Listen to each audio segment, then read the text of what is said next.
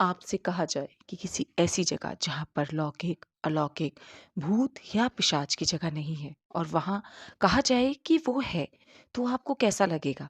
जहाँ उसकी जगह नहीं है, वो वहीं है। नमस्कार सभी श्रोताओं और दर्शकों को। यदि आपको मेरा ये चैनल पसंद आए तो प्लीज़ मुझे लाइक, शेयर और कमेंट करें। मेरे चैनल को सब्सक्राइब ज़रूर करें और मुझे आगे बढ़ने में मदद करें।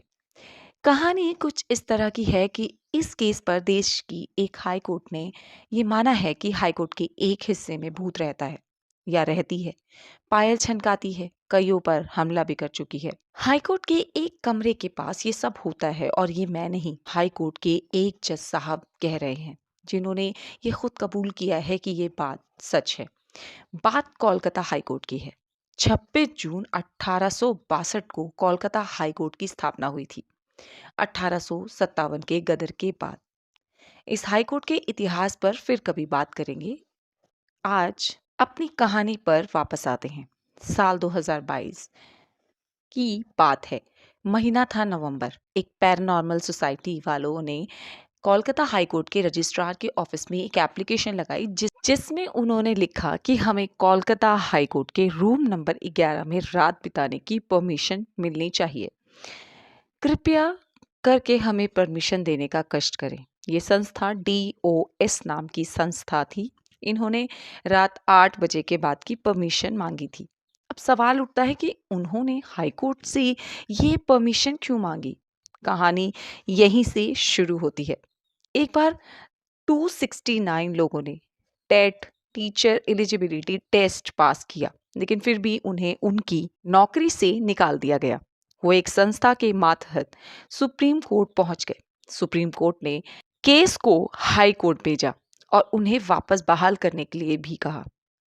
न्यायमूर्ति अभिजीत चट्टोपाध्याय के अंतर्गत ये मुकदमा चल रहा था। काफी लंबी सुनवाई खिंच रही थी। एक दिन मुकदमे की सुनवाई हो रही थी, बहस चल रही थी और लंबी खिंचती जा रही थी। इस पर बहस रोककर अगली तारीख दे दी गई और एक बात और इस मुकदमे पे कही गई कि क्योंकि ये बहस बहुत लंबी जा रही है तो इसकी सुनवाई उन्होंने शाम 4 बजे से 7 बजे के बीच में होने की बात कही। आमतौर पर कोर्ट 5 बजे बंद हो जाते हैं। ये सुनते ही सभी कोर्ट रूम में चौंक गए। सभी लोग बोले, माय लॉर्ड, आप ये क्या कह रहे हैं? रात में सुनवाई कैसे मुमकिन है? जज साहब बोले, क्यों, क्या हो गया? सभी लोग बोले, सर आपको तो पता है ना कि कोलकाता हाई कोर्ट के बारे में क्या क्या मशहूर है पूरी दुनिया भर में। यहाँ भूत प्रेत हैं। इस पर अभिजीत, जो कि जज साहब थे, उन्होंने कहा, सॉरी सॉरी, मैं भूल गया था। मुझे याद आया कि ये कहानी झूठी नहीं है, क्योंकि ये सब देखने और महसूस करने वालों की एक लंबी लिस्ट है। ये अल्फाज एक जज के मुंह से निकल गए थे। किस्सा तो बनना ही था, अखबारों में छप गया। इधर जज साहब ने भी 5 बजे के बाद सब खत्म कर दिया। अंधेरा होने के बाद सब कोर्ट से बाहर। अब इस रूम नंबर 11 में आखिर ऐसा है क्या? तो चलिए इसके लिए कुछ पीछे चलते हैं। पैरानॉर्मल गतिविधियों का नाम अगर लिया जाए तो पहला नाम हमारे दिमाग में गौरव तिवारी का ही आता है। कोलकाता हाई कोर्ट में काम करने वाले कई दर्जनों केस हैं जो हाई कोर्ट में भूत की बात को कबूल करते हैं, और 3 किस्से तो ऐसे हैं जो यकीन ना हो ऐसा हो ही नहीं सकता। ना यकीन करने वाले भी इन किस्सों पर यकीन करते हैं। कोर्ट में जो जज होते हैं ना, पुलिस वाले उनको प्रोटेक्शन देते हैं, क्योंकि अगर किसी केस में मामला बिगड़ जाए तो कहीं लोग जज पर ही अपना गुस्सा ना निकालने लगे। तो ऐसे में एक केस में पुलिस वाले एक जज साहब को सिक्योरिटी दे रहे थे। मुकदमे की सुनवाई के दौरान देरी हो गई। जज साहब अपने चैम्बर में काम कर रहे थे। शाम के 7 या 8 बज गए थे। तो पुलिसमैन जब जज साहब की सिक्योरिटी में लगा था, उसने सोचा कि जज साहब घर जाने के लिए निकलेंगे तो चलो पहले वॉशरूम होके आ जाता हूँ। तो वॉशरूम की ओर बढ़ गया। ये वॉशरूम उन सीढ़ियों के पास था जहां लोग भूत होने की बात सबसे ज्यादा शिकायत करते थे। पुलिसमैन सीढ़ियों से नीचे उतर रहा होता है तो अचानक वो सीढ़ियों से लुढ़कना शुरू कर देता है। किसी तरह खड़ा होता है, पीछे देखता है और बदहवास भागने लगता है। तब तक सारे लोग वहां आ जाते हैं। जज साहब ने उस पुलिसमैन से पूछा, क्या हुआ? उसने बताया कि जब वो सीढ़ियों से उतर रहा था तो उसके पीछे से उसे किसी ने धक्का दिया। उसने पलट कर देखा तो वहां एक औरत खड़ी थी। मैंने साफ साफ देखा, उसने साड़ी पहन रखी थी। जब लेकिन मैंने नीचे से ऊपर की ओर देखा तो उसके कंधे के ऊपर उसका सर नहीं था। ये सब देखकर जज साहब ने उन गोल सीढ़ियों के आसपास पुलिस वाले तैनात कर दिए। काफी टाइम तक पुलिस वाले भी तैनात रहे। अब हम इसी कहानी में और पीछे चलते हैं, करीब ब्रिटिश हुकूमत के दौर में। उस दौर में एक कवि हुए थे जिसका नाम था तपिश। उसकी वजह से ही कहते हैं ये सारी चीजें हुई। अंग्रेजों ने उस पर बहुत सारे मुकदमे किए थे क्योंकि वो अपनी लेखनी और कविताओं के माध्यम से देश को जगा रहा था। उसके मुकदमों का अंजाम उसे फांसी मिला। फांसी से पहले उसे जेल भेज दिया गया जहाँ के जेलर और पुलिस वाले किसी जल्लाद से कम नहीं थे। उसे बिना खाना बिना पानी जेल में घूमने के लिए छोड़ दिया गया। फांसी वाले दिन उसे ऐसे ही फांसी पे चढ़ा दिया गया। वो प्यासा और भूखा फांसी पे चढ़ गया। उसकी मौत के बाद ये बात फैल गई कि इस कोर्ट रूम के 11 नंबर रूम की सीढ़ियों के आसपास कोई साया भटकता है। लोगों ने देखा कि सीढ़ियों के नीचे पानी का एक मटका रखा था और वो साया वहीं दिखता था।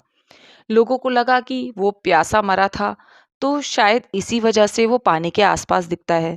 कई सालों तक तपिश की कहानी कोर्ट रूम 11 के आसपास जिंदा रही, लेकिन धीरे धीरे लोगों का स्टेटमेंट बदलने लगा। अब उनमें से कईयों ने सरकटी भूतनी देखने का दावा किया और जब वो चलती थी तो उसकी पाजेब की आवाजें आती थी। अब पता करना जरूरी था कि ये छन छन की आवाज कहाँ से आती है। तो कोर्ट के दो एम्प्लॉयज थे, एक मनमोहन और दूसरा बजारी। एक दिन काम बहुत ज्यादा था तो दोनों काम में इतना मसरूफ हुए कि उन्हें पता ही नहीं चला कि कब रात के 8 बज गए। भजारी ने मनमोहन से कहा कि यार, मुझे बड़ी तेज प्यास लगी है तो मैं पानी पीकर आता हूँ।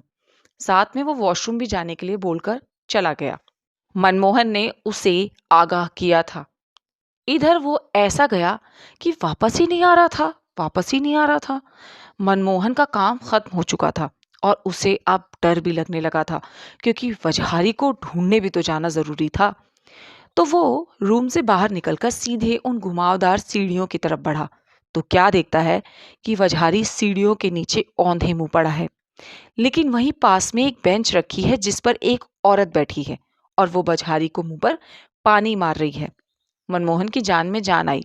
उसे लगा चलो कोई तो स्टाफ मौजूद है, लेकिन जैसे ही मनमोहन वहां पहुंचा तो वो औरत वहां से गायब हो गई।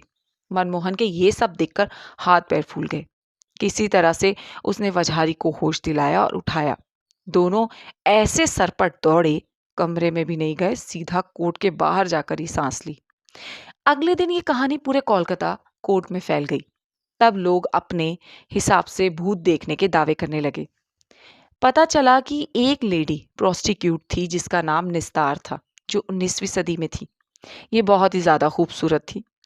एक दिन जैसे इसका काम होता था तो इसे एक ग्राहक मिला। वो बंदा बहुत अच्छे घर से था और हैरान करने वाली बात ये थी कि निस्तार से उसे सच में मोहब्बत हो गई थी। उसने निस्तार से कहा कि मैं तुमसे शादी करूंगा और इस दलदल से तुम्हें बाहर निकालूंगा।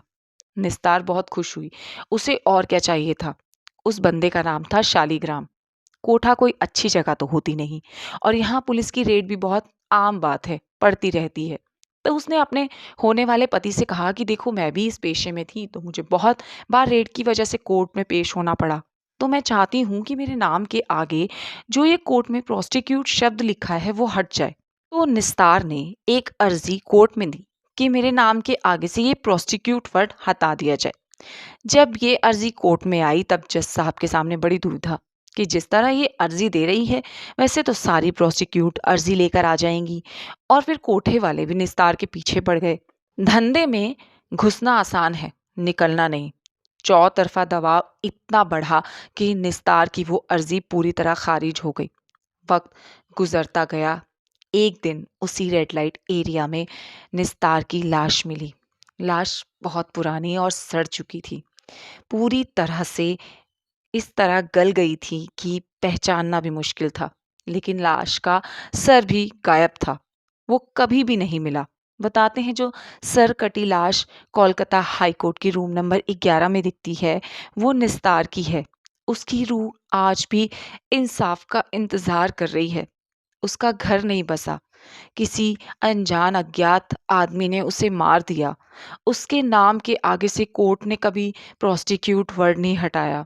आज भी उसकी रूह भटक कर ये कह रही है कि हाँ, मैं प्रोस्टिट्यूट होकर भी नहीं हूँ, मेरे नाम के आगे से ये हटा दो।